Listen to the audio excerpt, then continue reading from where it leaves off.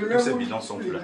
1000 litres, c'est environ la production journalière en vin blanc de cette palmarès d'un autre genre. Depuis plus de 5 ans, dans le quartier Fama, ici au 7e arrondissement de Yaoundé, ce sont ces cueilleurs devenus chimistes qui fournissent les marchés de Yaoundé en vin blanc communément appelé Matango. Loin de la cueillette habituelle, ils mélangent eau, sucre, écorce, résidus de vin blanc, poudre de manioc et même quelques abeilles dans ces fûts bleus. Je n'ai pas dans les bouches de plusieurs villages. Je cherche le vin et viens avec ça mon coulou. Je viens avec ça en soirée, ça dort.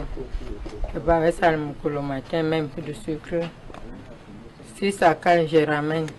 Quand le vent rentre dans la brousse, quand c'est déjà dormi, peut-être 2 ou 1 jour, on mélange avec ce qui est neuf. On met 1 kilo de sucre pour que ça donne un peu un bon goût, pour que ça ne soit pas acide. Après des plaintes de plusieurs consommateurs de ce liquide qui avaient frôlé l'empoisonnement, le pot Oros est finalement découvert par les autorités samedi dernier.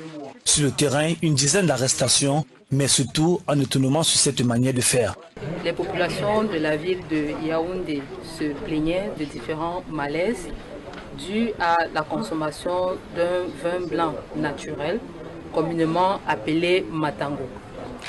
Après renseignement, nous sommes parvenus à démanteler une usine, comme vous l'avez bien constaté, de fabrication artisanale qui fabrique ce vin Matango à l'aide d'une eau provenant d'un puits qui est à l'intérieur de la maison, de l'amidon, du sucre. Une chaîne bien huilée qui partait des collecteurs aux vendeurs en passant par les distributeurs, mais surtout les transformateurs qui a sévi plus de 5 ans dans la ville de Yaoundé au grand mépris de la santé des consommateurs. Quand je la commande, je l'appelle, si elle peut me livrer. Si oui, je viens. Si elle me dit non, je ne dois pas venir.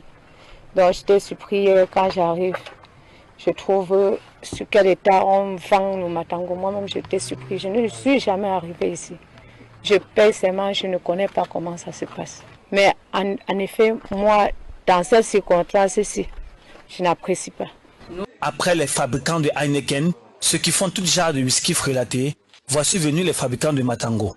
Que des chimistes aux habitudes malsaines qui tombent entre les mains des forces de l'ordre, mais il est que le flou persistera toujours autour du nombre de victimes qui ont pu ingurgiter ce Matango aux manioc et aux abeilles apprivoisées.